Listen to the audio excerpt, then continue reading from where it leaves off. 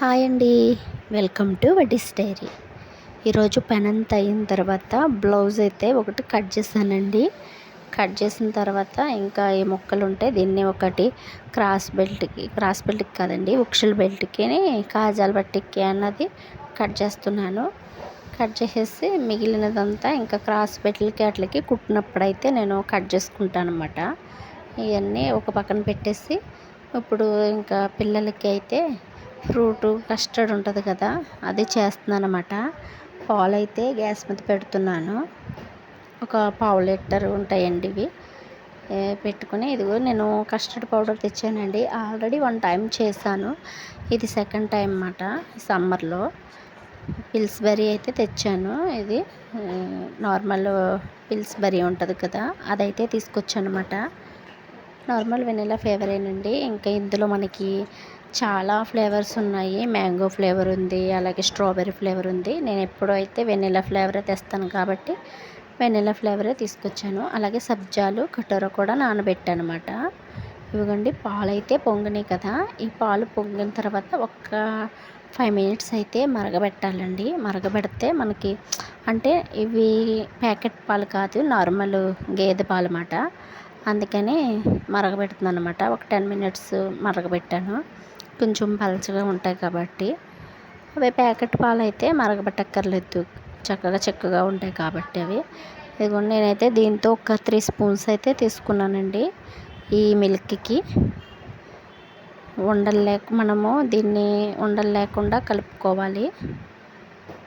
నాకు 2 టైమ్స్ వచ్చి అలాగే ఒక 2 స్పూన్ల దాకా ఉందన్నమాట ఈ పౌడరు. ఇంట్లో ఈ సమ్మర్లో తెచ్చిపెట్టుకుంటే మనకి చక్కగా చేసుకోవడానికి వీలుగా ఉంటుంది. ఇవ్వండి, ఇలాగా ఉండలు లేకుండా మొత్తం కలపాలి. ఇదిగోండి, ఇలాగా కలుపుకుంటున్నాను అన్నమాట. బాగుంటుంది, పిల్లలు చక్కగా తింటారు. సమ్మర్ కాబట్టి ఇంట్లోనే ఉంటారు కాబట్టి చక్కగా చేసి పెట్టుకుంటే ఎప్పుడు కావాలంటే అప్పుడు తినచ్చు.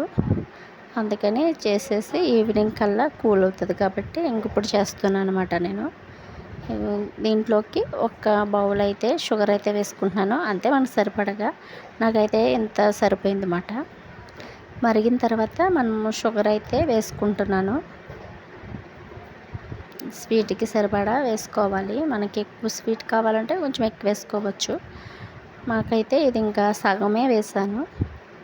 ఇదిగోండి, ఇవంతా కరిగిపోవాలి. షుగర్ అంతా కరిగాక ఆ తర్వాత మనము కస్టర్డ్ పౌడర్ కలిపి పెట్టాం కదండి, అది వేసి వెంటనే కలుపుకోవాలి. లేకపోతే ఉండల కింద అయిపోతుంది. అందుకనే నేను వెంటనే కలిపేస్తున్నాను అన్నమాట.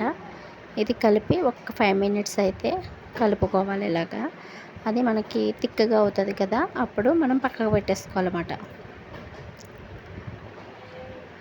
ఇదిగోండి, బాగా కలుపుకోవాలి. కలపకపోతే మనకి ఉండల కింద అయిపోతుంది. కస్టర్డ్ వేసిన వెంటనే కార్న్ఫ్లోర్తో కూడా చేస్తారు చాలామంది.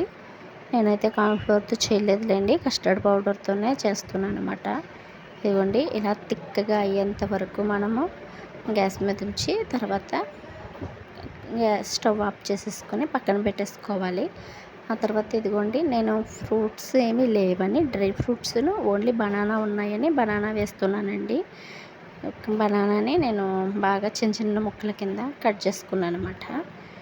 కట్ చేసుకుని తర్వాత సబ్జాలు కటోరా ఇవి నానబెట్టాను కదా, అలాగే డ్రై ఫ్రూట్స్లో బాదం పప్పు, జీడిపప్పు, అలాగే water melon seeds, pumpkin seeds, sunflower seeds వేసానండి. ఇంకా మీకు ఏ డ్రై ఫ్రూట్స్ కావాలంటే ఆ డ్రై ఫ్రూట్స్ వేసుకుంటే బాగుంటుంది. అలాగే యాపిల్, పులుపు లేని ఏమైనా వేసుకోవచ్చండి. అంటే మిల్క్ కాబట్టి పులుపు ఉన్నాయి వేస్తే విరిగిపోద్ది కాబట్టి. పులుపు లేని ఏదైనా ఏ ఫ్రూట్ అయినా వేసుకోవచ్చు. వైట్ గ్రేప్స్ ఉంటాయి కదా, అవి వేసినా బాగుంటుంది. నేనైతే ఇంకా ఫ్రూట్స్ ఏమీ లేవని డ్రై ఫ్రూట్సే వేసాను. సబ్జాలు కటోరా ఉన్నాయి కాబట్టి అవి కూడా వేసాను అన్నమాట.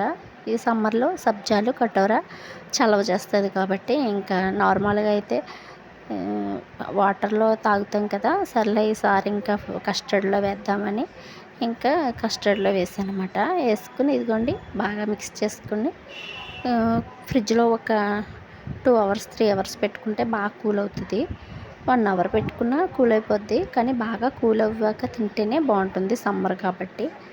ఇదిగోండి మనకి చాలా ఫ్రూట్స్ లేకపోయినా డ్రై ఫ్రూట్స్తో కస్టర్డ్ అన్నది చేశానమాట. బనానా ఉంటే సరిపోతుంది, ఏదో ఒక్క ఫ్రూట్ ఉన్నా తర్వాత డ్రై ఫ్రూట్స్ వేసుకుంటే మనకి ఫ్రూట్ కస్టర్డ్ రెడీ అండి. అంతేనండి ఈ వీడియో. మీకు కనుక వీడియో నచ్చినట్లయితే ప్లీజ్ లైక్ చేసి షేర్ చేసి సబ్స్క్రైబ్ చేసుకోండి.